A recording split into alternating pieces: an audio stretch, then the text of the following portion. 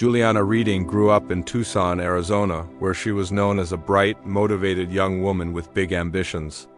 Raised by her parents, Patricia and Greg Reading, Juliana had a stable childhood and attended South Point Catholic High School.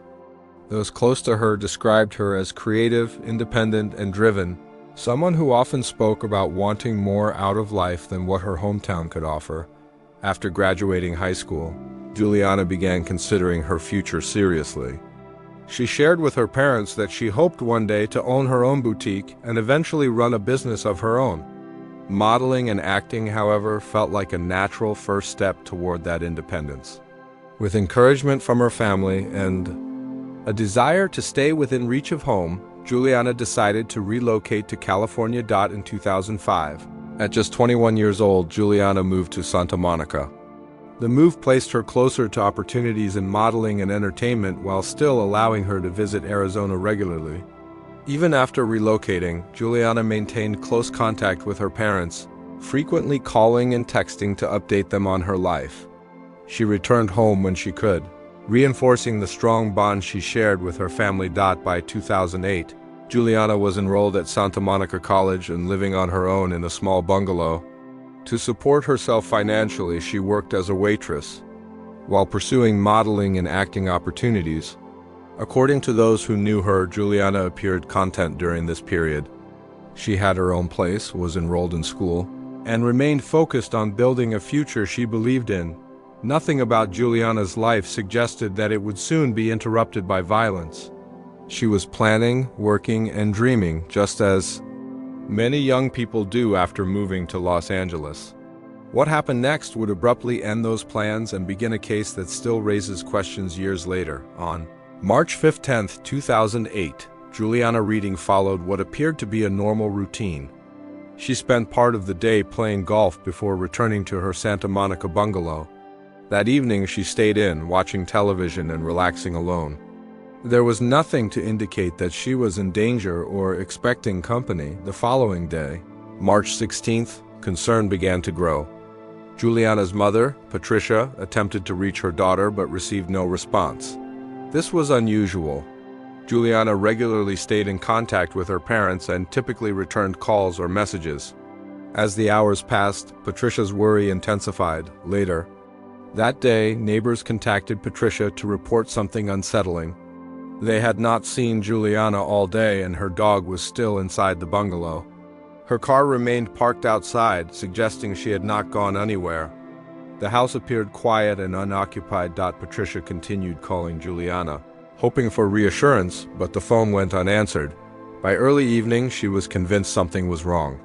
Around 6 p.m., she contacted police and requested a welfare check. When officers arrived at the bungalow, nothing immediately appeared disturbed. There were no obvious signs of forced entry from the outside. However, upon entering the home, they were met with a strong odor of natural gas. A candle was burning near the entrance, and further inspection revealed the stove had been turned on without ignition. The situation was extremely dangerous. Gas had been deliberately released, creating the potential for an explosion. As officers moved deeper into the bungalow, they made a devastating discovery. Juliana was found in the bedroom at the back of the home. She was already deceased. Investigators quickly determined that Juliana had been strangled. Evidence inside the bungalow indicated a violent struggle had taken place.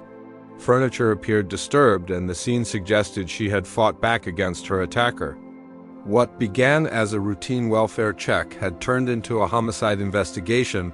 As investigators processed the crime scene, the deliberate nature of the attack became increasingly clear. The gas stove had been turned on intentionally, and the nearby candle suggested an attempt to cause an explosion. Had the plan succeeded, the bungalow and much of the evidence inside could have been destroyed.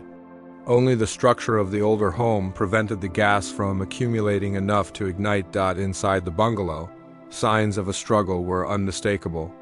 Juliana had not gone quietly. Investigators believed her head had been slammed against the floor during the confrontation, causing a serious injury. Evidence indicated the attacker may have been surprised by the intensity of her resistance. Forensic findings revealed Juliana's own DNA beneath her fingernails. a sign that she had tried to pull her attacker's hands from her throat. Phone.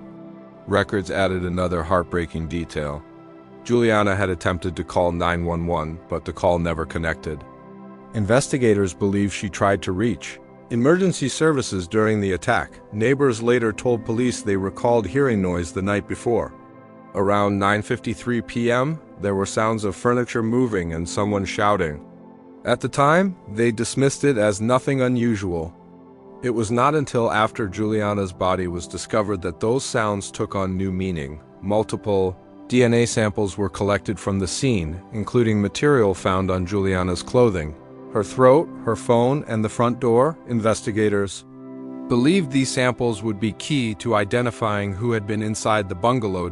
As forensic testing began, detectives turned their attention to Juliana's personal life. They interviewed friends, family members, and anyone who had recently been in contact with her. The goal was to establish who might have had motive, access, or opportunity. At this stage, the investigation had more questions than answers. What was clear was that Juliana's death was not random. Someone had entered her home, engaged in a violent confrontation, and attempted to destroy evidence afterward. The challenge now was determining who. Early in the investigation, attention turned to a man named John Gilmore, with whom Juliana had an on-and-off relationship. Her father expressed concern about Gilmore's temper and past behavior, including previous incidents involving damage to Juliana's property and unauthorized entry into her home. Gilmore admitted he had gone to Juliana's bungalow the morning after the attack.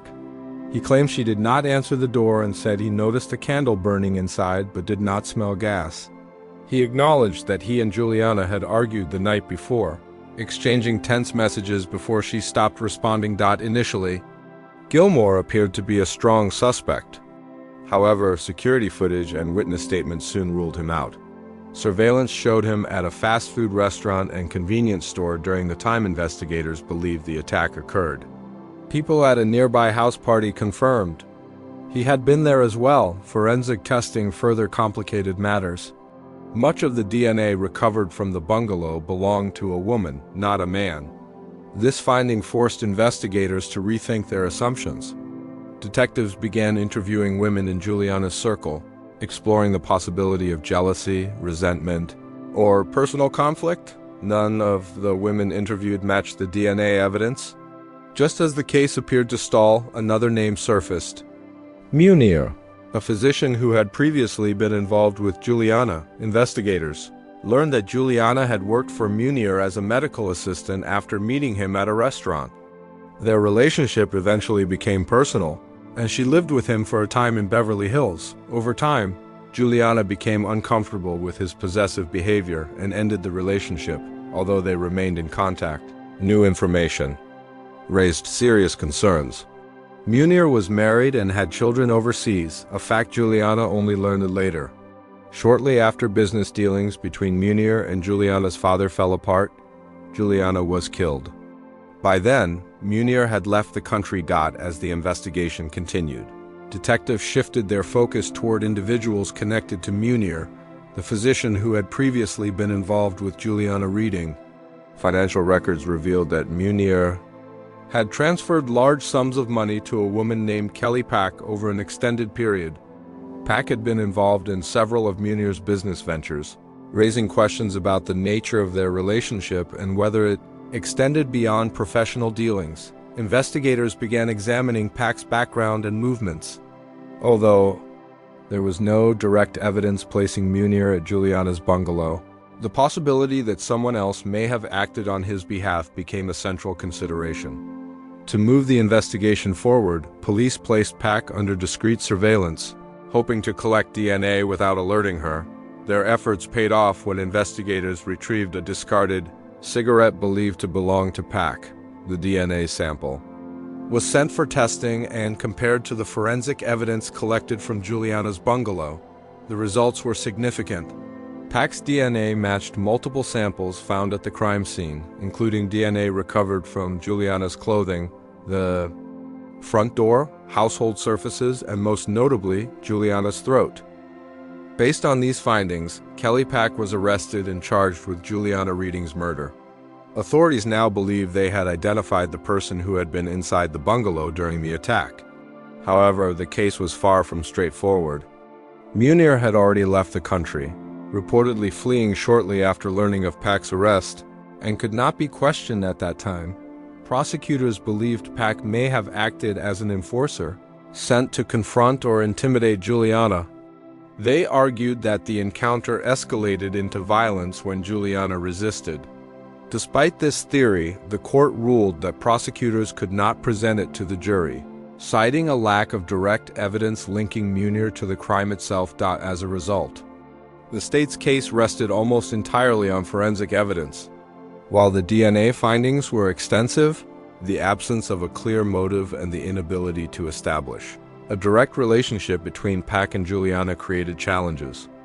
What initially appeared to be a breakthrough now became the center of a complex and controversial legal battle that would ultimately determine whether accountability could be achieved. When Kelly Pak's trial concluded in 2013, the outcome stunned Juliana Reading's family and those who had followed the case closely. Despite the extensive forensic evidence placing Pak inside Juliana's bungalow, the jury returned a verdict of not guilty. The decision meant that no one would be held legally responsible for Juliana's death, at least not through this trial. For her family, the verdict felt like a second loss. Compounding their grief with disbelief and frustration, outside the courtroom, emotions ran high. Juliana's loved ones openly expressed their anger and heartbreak, convinced that justice had failed. From their perspective, the evidence presented had clearly shown Pak's presence at the scene, yet the legal threshold for conviction had not been met. The ruling left the case in a painful limbo, where answers existed but accountability did not. Munir, the man connecting many of the case's central figures, was never questioned in relation to Juliana's murder. By the time Pak was arrested, he had already left the United States. Investigators believed he fled to Lebanon, a country with no extradition treaty with the U.S., effectively placing him beyond the reach of American prosecutors. As long as he remained there, any possibility of charges related to Juliana's death remained out of reach. In the years that followed, Munir would face other legal troubles abroad, including allegations of medical fraud. However, none of those cases brought resolution to Juliana's murder. Kelly Pak also later became linked to large-scale fraud investigations, reinforcing the sense that the truth surrounding Juliana's death was tangled within a much broader web of questionable behavior for Juliana's family. Life after the trial has been defined by learning how to live without closure. Her mother, Patricia, has spoken about feeling emotionally frozen in the year Juliana died. Painting in her daughter's room became a way to cope, allowing her to channel grief into creativity and remain connected to Juliana's memory. Today, Juliana Reading's case remains unresolved. No one has been convicted, and the questions surrounding her death persist. For her family, the hope for accountability has not disappeared, but it exists alongside the painful acceptance that justice, as promised by the system, may never come.